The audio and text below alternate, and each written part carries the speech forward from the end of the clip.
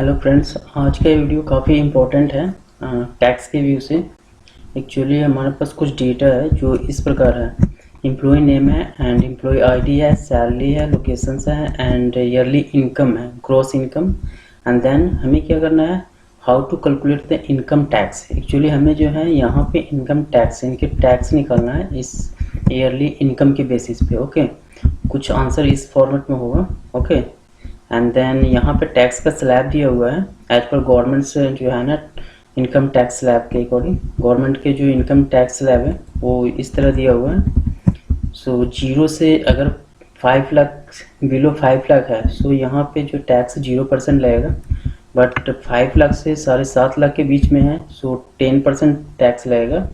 And 7.5 lakh से 10 लाख के बीच में है तो 15%। एंड 10 लाख से 12-12.5 लाख के बीच में है तो 20% टैक्स लगेगा। ये इनकम है। अगर इनकम किसी भी मेंबर का 10 लाख से 12.5 लाख के बीच में है सो 20% टैक्स उसको गवर्नमेंट को पे करना पड़ेगा। एंड मोर देन 12,50,000 यानी 12.5 लाख से ऊपर है सो फिर उसको 35% टैक्स पे करना होता है। ओके, कुछ इस तरह के जो है ना इनकम टैक्स का स्लैब दिया हुआ है। ओके, सो हम देखते हैं ये कैसे पॉसिबल है, ये कैसे कैलकुलेट करते हैं, इस वीडियो में कवर करेंगे। एंड ये डेटा जो है ना, एमटेक एक्सेल प्राइवेट लिमिटेड नाम की कोई कंपनी है, उसका डेटा हमारे पास इस तरह दिया हुआ है। इनके एम्प्लॉय नेम्स हो गए, आईडी हो गए, salary, location, yearly income and then हमें यहाँ पे टैक्स चाहिए। ओके, सो टैक्स इसके बेसिस पे निकालना है। So before I start this video, I would request you please like and subscribe my channel। And इस वीडियो से रिलेटेड अगर कोई डाउट है आपको, सो आप जो है ना अपने डाउट्स को कमेंट में अपडेट कर सकते हैं। ओके, एंड देन हमें टैक्स निकालना है। सो इसके लिए ये कोई रॉकेट साइंस वाला माइंड इसमें भी नहीं करना है, काफ़ी सिंपल है। बट इसके लिए थोड़ा सा आपको फोकस करने की ज़रूरत है। इसके लिए आपको सिंपल फार्मूला यूज करना है इफ़ का। और इफ़ जो है ना, नेस्टेड इफ़ इसमें यूज करेंगे, यानी मल्टीपल इफ़ का यूज करेंगे इसमें। अब कैसे करेंगे वीडियो में कवर करेंगे। ओके, सो देखते हैं। इसके लिए simple we need to type if and then open bracket. ये इफ़ 3 इसमें ऑप्शंस होते हैं। इसके सिंटेक्स जो है ना कुछ इस प्रकार होते हैं। Logical test, value if true and value if false. So logical test क्या है, लॉजिकल टेस्ट हमारा कुछ इस तरह है। F4 जो सेल्स है, F4 में जो अमाउंट है 12,60,000 है। ओके, इसकी अमाउंट जो है ना greater than and equal to, F4 greater than equal to this amount के हो। यानी यहाँ पे जो आपको J9 दिख रहा है इस अमाउंट के है।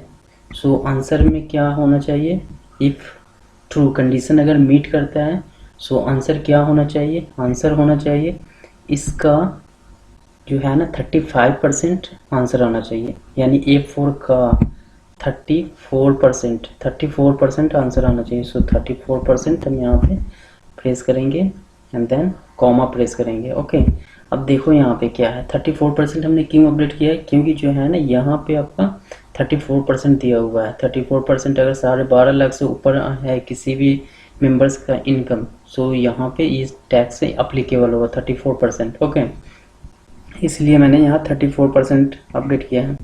एंड देन अगर ट्रू हुआ सो तब जाकर ये 34% यहाँ पे अपडेट होगा। देन एक बार और इफ़ यूज करेंगे। इफ़ अगर वो ट्रू कंडीशन मीट नहीं करता है सो सेकंड कंडीशन देंगे। सेकंड कंडीशन में क्या है, इफ़ फिर इम्प्लीमेंट करेंगे, फिर इफ़ लिखेंगे, then select F4 and then F4 greater than equal to किस अमाउंट का, दिस अमाउंट का। ओके, J8 यानी J8 में क्या है अमाउंट 10 लाख है। सो 10 लाख के से अबव है तो क्या हो, इस वाले अमाउंट का A4 का 20% चाहिए। ओके, सो 20% हमने डाला यहाँ पे। देन फिर इफ़ यूज करेंगे। इफ़ अगर वो कंडीशन मीट नहीं किया तो थर्ड कंडीशन देंगे, F4 greater than equal to 750 यानी 7.5 लाख से अबव है तो क्या आंसर आना चाहिए, आंसर आना चाहिए A4 का हमें आंसर में चाहिए 15%। ओके, सो 15% यहाँ अपडेट करेंगे and then once again if and then फिर F4 greater than equal to है 5 लाख। ओके, सो 5 लाख को सेलेक्ट कर लेंगे हम यहाँ पे, एंड देन कॉमा, अगर इक्वल है तो वहाँ पे 10% आना चाहिए A4 का 10% अपडेट हो। ओके, एंड अगर ये सारे कंडीशन, ये 4 जो कंडीशन हमने दिया है, ये 4 कंडीशन अगर इम्प्लीमेंट नहीं होता है, सो यहाँ पे फिर इफ यूज करेंगे। अगर F4 लेस देन है 5 लाख का। ओके, सो 5 लाख कहाँ है, यहाँ पे है, इसको आप सेलेक्ट करो।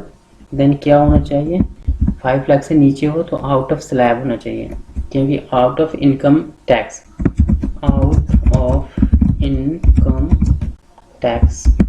यानी वो इनकम टैक्स के स्लैब में नहीं है, उससे बाहर है।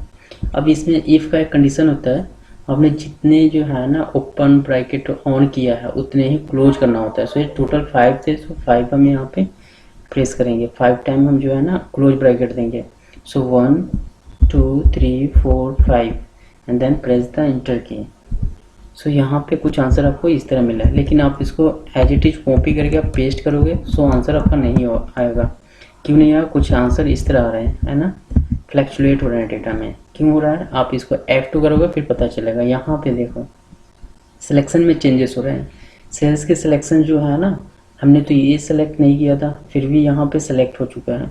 सो अगर इस वाले को आप देखते हो तो यहाँ भी सिलेक्शन में चेंज होंगे, यानी ये जो है ना रो बढ़ते जाएंगे नीचे, जैसे जैसे आप नीचे देखोगे वैसे रो बढ़ते जाएंगे, यानी सिलेक्शन जो है ना चेंज हो रहे हैं, यानी इसको हमें फ्रीज करने की रिक्वायरमेंट है। सो फ्रीज कैसे करेंगे, फ्रीज हमें क्या करना है, इस वाले को फ्रीज करना है। ओके, सो नॉर्मली फ्रीज करने के लिए F4 का यूज करते हैं। सो हम देखते हैं किसे फ्रीज करना है किसे फ्रीज नहीं करना है। हमें J वाले कॉलम को पहले फ्रीज करना है, सो J वाले को तो फ्रीज करना है यानी फिक्स ही कर देना है उसे। सो फिक्स कर दिया हमने J वाले को, और फिर देखो कहाँ कहाँ J है, J आपका यहाँ पे है।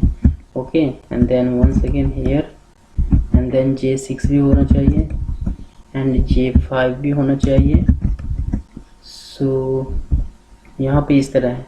ओके, और तो J दिख नहीं रहा है, ठीक है। अब इंटर प्रेस करो एंड देन इसको कंट्रोल D प्रेस करो।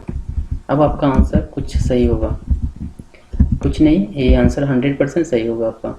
यहाँ पे देखो आपका आंसर कुछ इस तरह है, 428500 इस तरह है। यहाँ पे आउट ऑफ स्लैब दिखा रहा है। आउट ऑफ स्लैब क्यों दिखा रहा है, क्योंकि जो है ना यहाँ जो अमाउंट है ईयरली इनकम है 4 लाख है।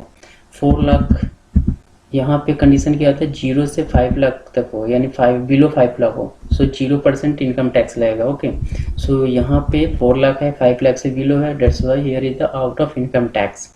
ओके, यानी ये इनकम टैक्स के दायरे में नहीं आते हैं।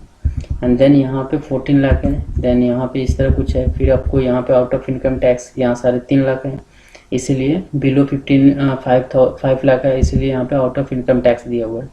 ओके, सो अगर आप इसको जो है ना मैनुअल कैलकुलेट करना चाहते हैं, सो मैनुअल कैलकुलेट करके इसको वेरीफाई भी कर सकते हैं सही में ये आंसर हमारा सही दे रहा है या गलत दे रहा है। ओके, सपोज ये हमारा अमाउंट है, इसका जो है ना मैनुअल कैलकुलेशन करके देखते हैं एक बार। दिस अमाउंट ये 12.5 लाख है। ओके, दिस अमाउंट का जो है ना हमें निकालना है कितना, 34%। 12.5 लाख से ऊपर हो तो हमें क्या करना था, 34% चाहिए ना, सो 34% हमें निकालना है। सो सिंपल है, यहाँ पे देख लो, सॉरी इसको जो है ना आपने यहाँ क्या है, हाँ 12.5 लाख है, 12 लाख तो इसका 34% चाहिए, इसके लिए यहाँ पे हम इसको सेलेक्ट करेंगे, then multiply and then this one, then press the enter key. So now you can see the result, ये आंसर आपका सही मिल रहा है। ओके, सो अगर आप किसी और को क्रॉस चेक करना चाहते हैं तो आप कर सकते हैं, इस वाले को भी आप क्रॉस चेक कर सकते हो। यहाँ 5 लाख है। ओके, यानी मोर देन 5 लाख है, इट मीन्स हमारा जो है ना 10% इसका जो है ना इनकम टैक्स इस पे लगेगा। इनका इनकम मोर देन 5 लाख है, सो इस पर 10% लगेगा। 10% हमें निकालने के लिए सिंपल है, दिस वन को यानी F5 को सेलेक्ट करेंगे, देन मल्टीप्लाई करके अब 10% यहाँ पे इस वाले को सेलेक्ट करेंगे, then enter. So now you can see the answer 58192। so answer हमारा सही आ रहा है। so I think ये जो है ना काफ़ी इंटरेस्टिंग वीडियो था एंड काफ़ी यूजफुल भी वीडियो है, क्योंकि इनकम टैक्स तो जाहिर सी बात है सबको जो है ना पे करना होता है। so I think you like this video. If you like this video, please like and subscribe my channel.